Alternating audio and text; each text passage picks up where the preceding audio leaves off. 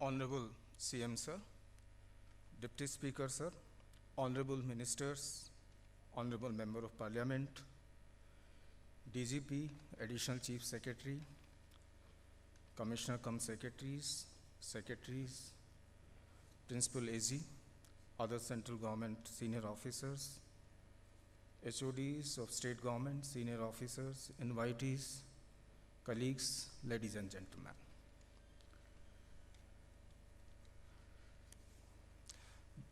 Today is a very important day. This was the day when first Home Minister Sardar Patel addressed the newly formed administrative service officers, and whatever he said in his address to the civil servants that day is often quoted as the guiding principles of civil service in the country.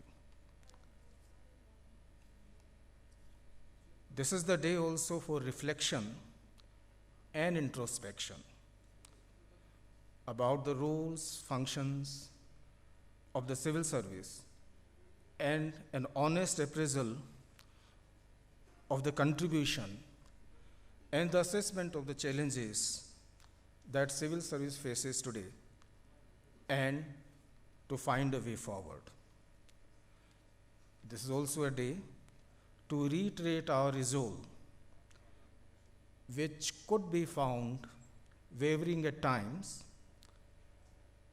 and rededicate ourselves to the cause of public service.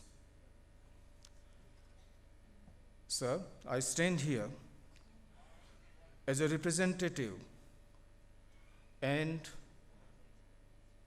the appointed leader of all services forming part of state administration. I repeat, all services, all ranks and cadres, from the highest to the lowest, that form the body mass of our administrative apparatus. If we compare the civil service to human body, then this is how I understand the civil service. Our police force is like our arms. The state civil service is the backbone of our administration. The workers, the groups B, C, and D, officials, employees, they are kind of legs of our system. Engineering services are like our hands.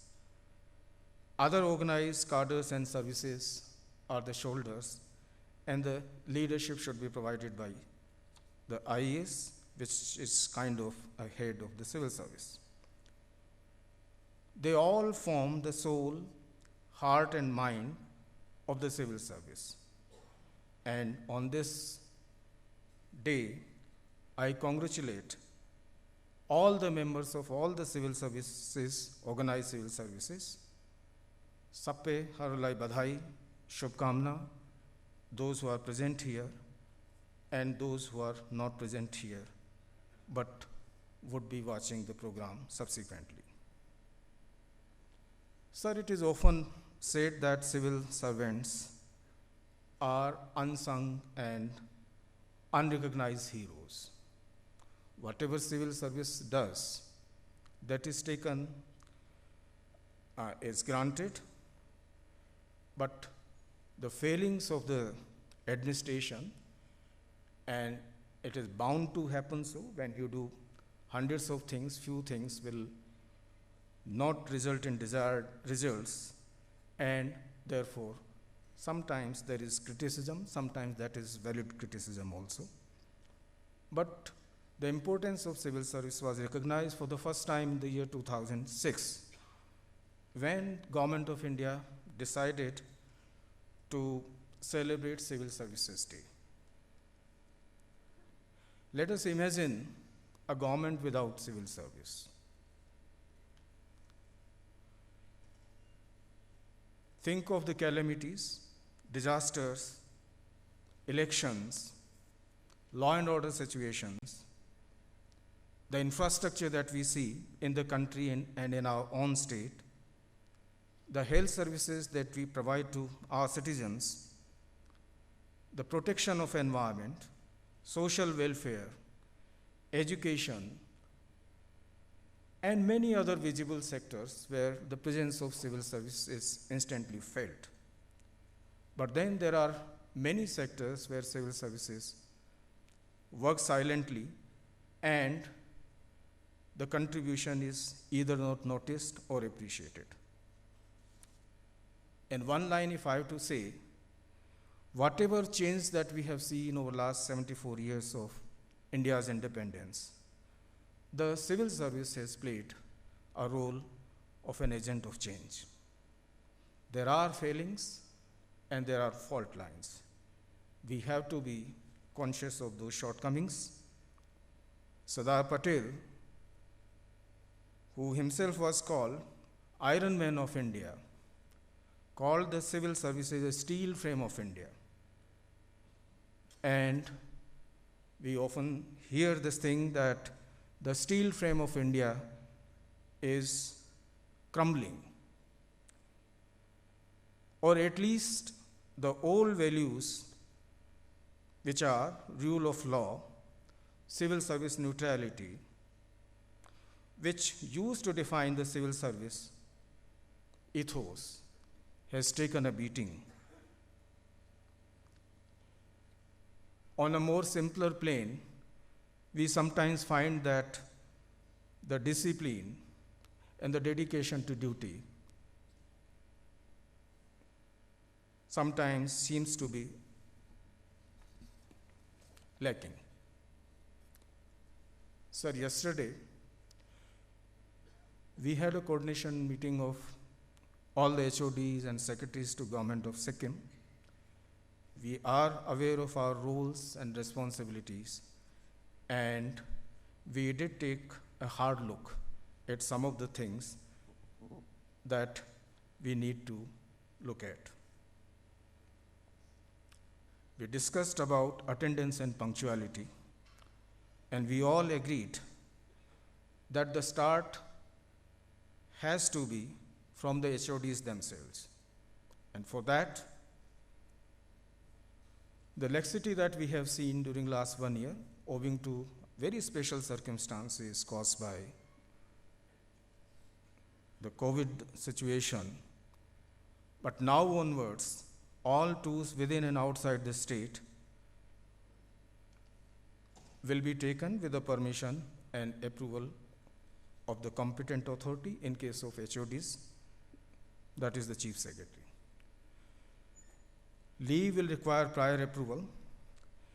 Leaving the station should be with proper intimation, and nobody is exempt from these things, starting from additional chief secretaries, DGP, and downwards, including me myself. Because in my case also, my 2 programs have to be approved by Honorable Chief Minister. As far as attendance and punctuality in offices is concerned, sir, we have issued instructions recently, and we can see the desired impact is visible. Officers and staff have to realize that 10 o'clock is the time when they should be in their seats, and 4:30 is the time when they should leave their seats. I have advised HODs and secretaries to go beyond issuing the circulars and having periodic meetings. I've asked them to go beyond mere platitudes. Action on ground is more important. There has to be effective enforcement. And the recent action that we have seen, which has resulted in desired visible impact, should not be a blip. It must be sustained, and in cases where we need to be a little more strict, we have to continue even if the decisions are unpleasant for those who are not disciplined. We'll keep monitoring the situation by sending out senior officers for inspection to various government departments, not only in Gangtok, the capital city, but also in district offices and even in far-flung field offices. Home Department will continue to monitor the situations. In yesterday's meeting, we also discussed about the proposals that are brought before the Cabinet for its consideration, sir. As we all know, Cabinet is the highest decision-making body, accountable to the legislature and to the public. This is the inviolable constitutional scheme of things. That's why the quality, accuracy, content of the Cabinet note and presentation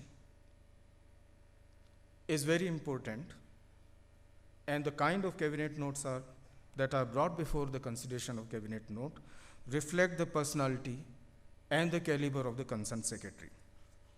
Sir, we have seen some instances in past where there has been serious and willful misrepresentation of facts and deliberate attempt to mislead. This calls for action. We have also seen that in some cases, the drafting of Cabinet notes is very poor. It's kind of a casual drafting. There are factual errors. Some information is not presented correctly. Some of the notes are very scanty. All this is being noticed. We have also seen that there is a tendency for last-minute submission of Cabinet notes. We have often heard this refrain that, oh, if you don't push this into the Cabinet, to the Cabinet for taking up in the next meeting, then the money will lapse. And that results in kind of bunching of all these proposals in the month of March and disproportionate spending in the month of March. This needs to be avoided. In spite of Cabinet approvals on the proposals of the departments on the ground that otherwise the money will lapse, we have seen that money still does lapse. We have asked for the information from HOD, sir. Some analysis has been done. Most of the departments have submitted information. I find that PHE had to surrender 64 crores, RDD has to surrender 18 crores, and UDD has to surrender 15 crores, and similar is the situation in other departments. In some cases, when the questions were asked whether at the very last minute, even if you get Cabinet approval, are you in a position to draw the money and spend it before 31st March? The response of the concerned departments was yes, but ultimately they couldn't use the money. The reason that I have come across after analyzing the information that we have received from the departments is that either the money was not received from Government of India or the resource was not released. Now, resource was not released either due to non-availability of the resource, or maybe in the judgment of Finance Department, it couldn't have been utilized by the end of March. But in either case, we have to take care that such proposals shouldn't be sent to the Cabinet. Because Cabinet decisions are sacrosanct, there shouldn't be occasions when the decisions taken by the Cabinet are curtailed or made inoperative subsequently. Nobody has that discretion. Therefore, I impressed upon the HODs and the concerned departments that clear proposals should be sent first to Planning and Development Department and Finance Department for their concurrence, and Planning Department should give clear specific concurrence for administrative approval. And finance department should give concurrence for a certain amount to be spent that is actually available, and that can be spent in accordance with the laid down procedures. In any case, the concurrence of planning and finance should not be mirror image. And we shouldn't entertain proposals which use these words, however, since, and therefore. These are the basic tenets of fiscal management which need to be emphasized more so in today's difficult times of financial stress caused by corona. It is collective responsibility for all concerned departments, and therefore I have requested Finance and Planning Department to review these things, especially the system of resource allocation.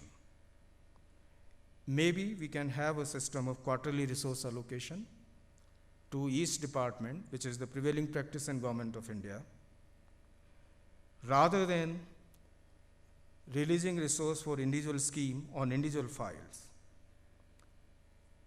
And that would mean that the energy required for securing resource release is saved and used for productive purposes. Second thing that needs to be done is the spending has to be staggered over the financial year, and the expenditure in the month of March, which is the last month of the financial year, should be restricted to 20%. This is the directive of Honorable Chief Minister. As far as delays are concerned, in the cabinet meeting held on 15th of March 2021, the cabinet had directed that the delays at all levels have to be cut down, and the concurrence of planning and finance department shouldn't take more than 10 days. I have advised officers, in case there are some observations which need to be answered or complied with, it's always better to have a meeting of all concerned officers rather than making the files travel to and fro, because in some cases the delay becomes quite inexplicable. And I have also conveyed, sir, as was the decision of the cabinet, I have conveyed it to all the HODs. In case the delay is more than 10 days, you are free to report these things to me so that we all can meet and resolve these issues.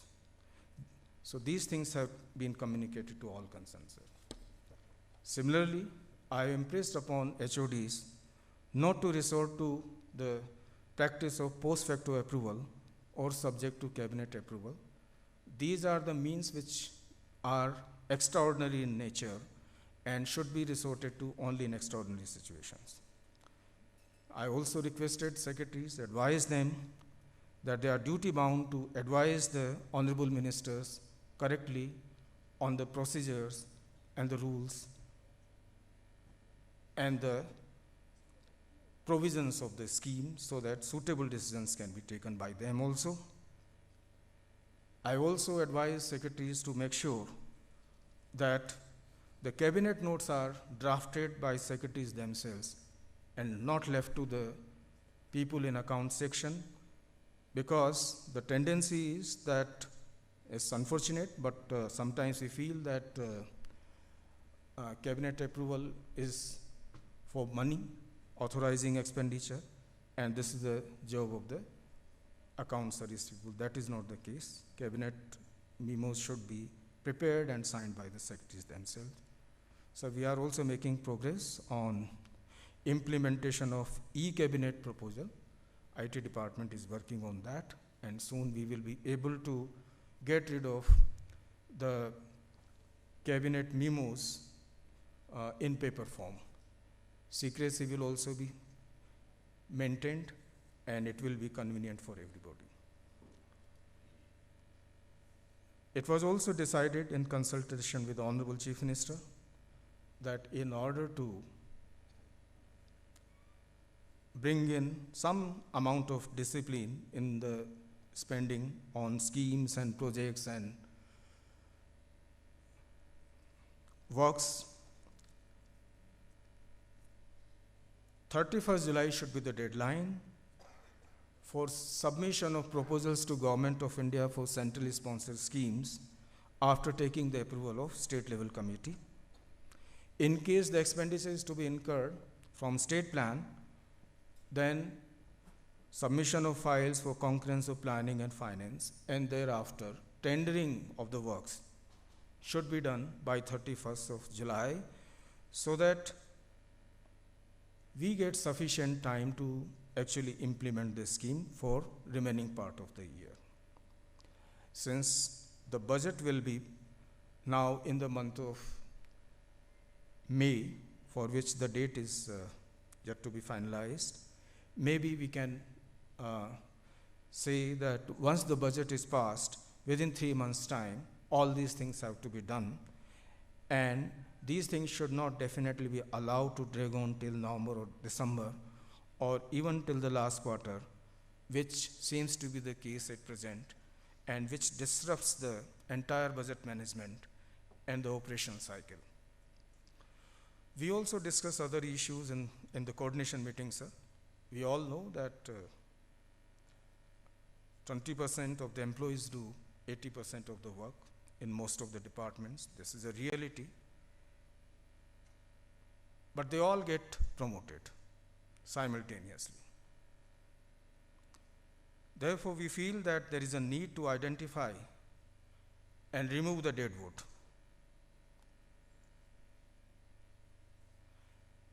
And promote those who are hardworking, dedicated, and efficient.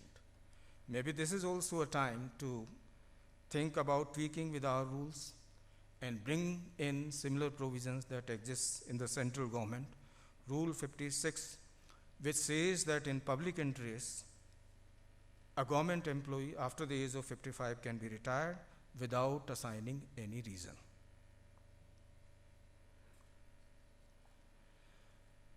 As far as manpower reforms are concerned, the issues pertaining to Department of Personnel, we have discussed this issue, and we feel that all rules and circulars which have been issued from time to time need to be followed. Many rules have been amended last year with due approval of the cabinet, and circulars have also been issued. But DOP should ensure their compliance, and the departments should also not pretend that they don't know about these changes, because when the circulars are issued, those circulars are for everybody. There was another issue, sir, which was raised very strongly in yesterday's meeting. That was about the empowerment of officers for effective control over subordinates, to deal with instances of indiscipline and insubordination. Sir, we have seen over a period of time erosion of authority of HODs and secretaries to the government. And sometimes I can see the sense of resignation writ large on their faces when some difficult, tough decisions have to be made. They feel that they have responsibility sans power. This needs to be looked into. There was another proposal about empowering the secretaries to transfer junior level functionaries at least within the department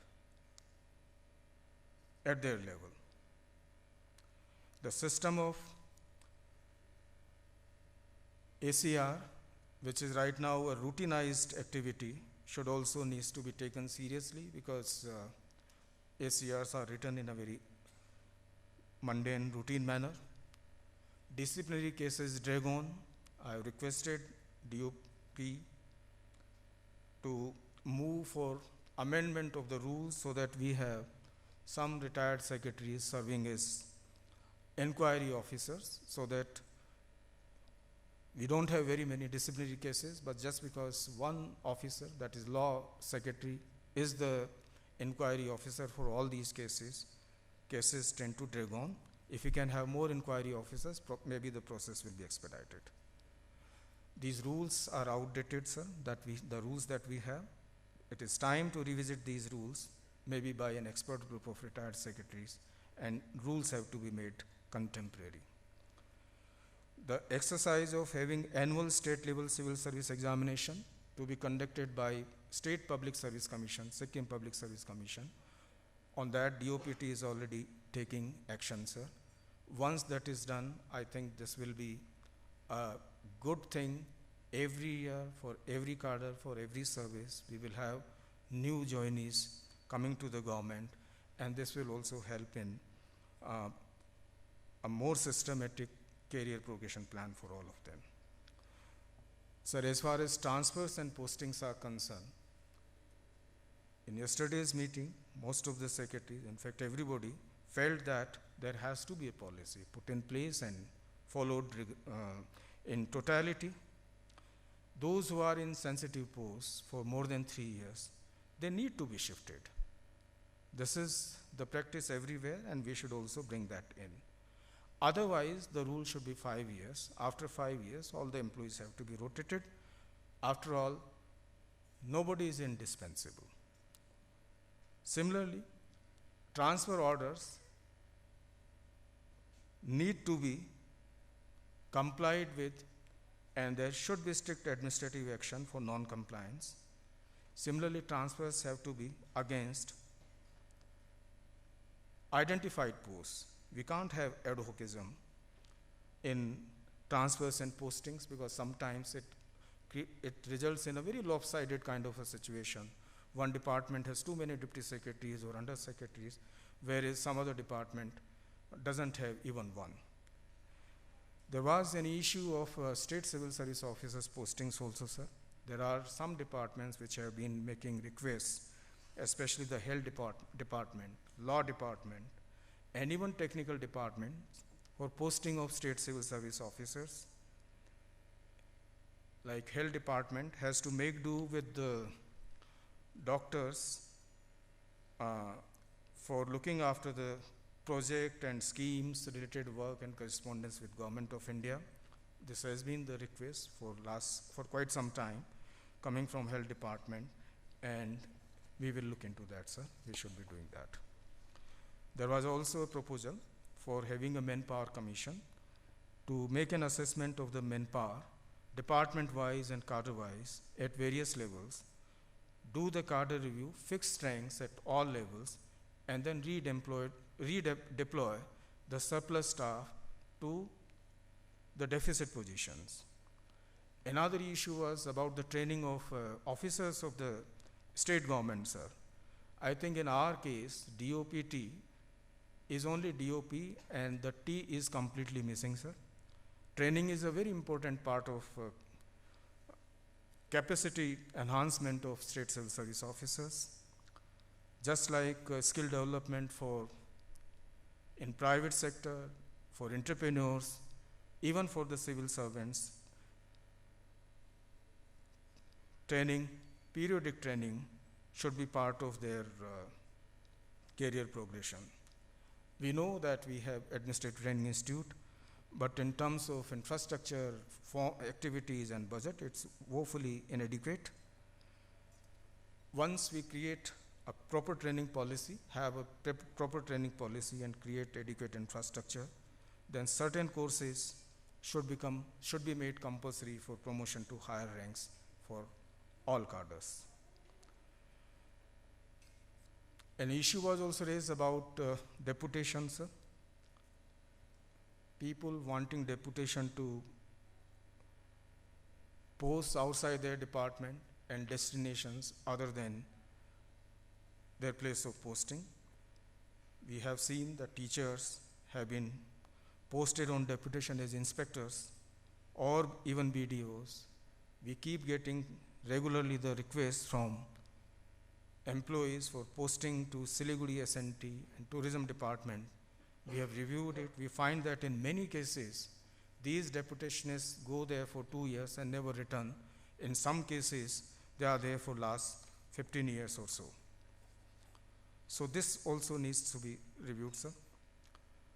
Then we discuss, of course, legal cases, compliance of previous orders, circulars that have been issued, the austerity situation, which has been there for quite some time. For want of time, I'll not dwell at length on those issues. The COVID situation is again rearing its ugly head. We are keeping a close watch on the situation.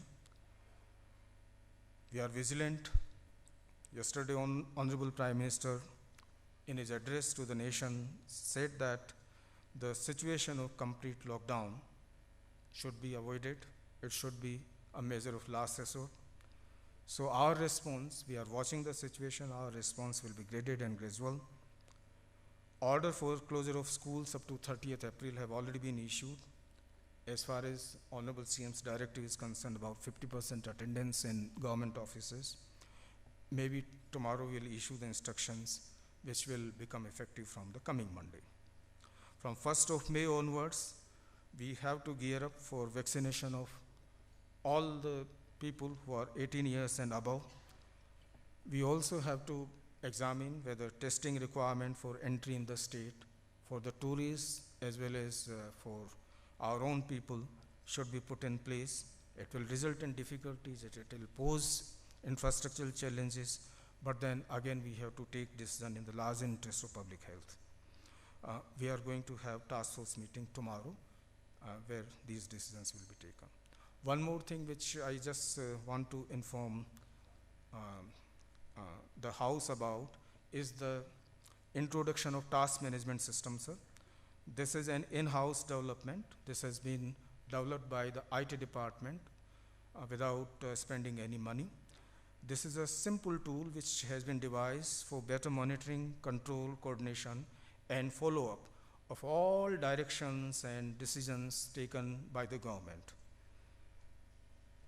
Under this system, we will create tasks and assign tasks and action points to various officers with a system of feedback, sending out timely reminders, and fixing deadlines for accomplishment of those tasks. And till such time that task is not accomplished, that will remain as a pending task against that particular department, and we will constantly keep monitoring and reminding the concerned officers. This is an effort of IT department, their initiative, and we appreciate their timely implementation of the project. Sir, the relationship between elected government and the permanent civil service is that of trust. Elected government lays down the policy, they are policy makers, and the civil services the implementers. Therefore, if it has to be defined, if it has to be explained properly, the relationship is like a rider and the horse. This relationship has evolved with time in Sikkim and elsewhere. It's not the same that it was 50 years back. It has shaped with time according to the leadership. But the basic values or the core of this relationship remains the same, or at least it should remain the same. As far as civil service is concerned, the selection has to be merit-based, its functioning has to be rule-bound, and the respect for hierarchy. The respect for hierarchy has to be respected. This is under challenge now. The rule-based system sometimes comes under pressure. It could be political pressure to deviate from or disregard rules for temporary gains. But this kind of short-termism causes long-term damage to the system. This we all have to appreciate and recognize. We can see how things were 40 years back and how things have changed over the years. There are many good officers who sometimes feel a little ignored, sidelined, or marginalized.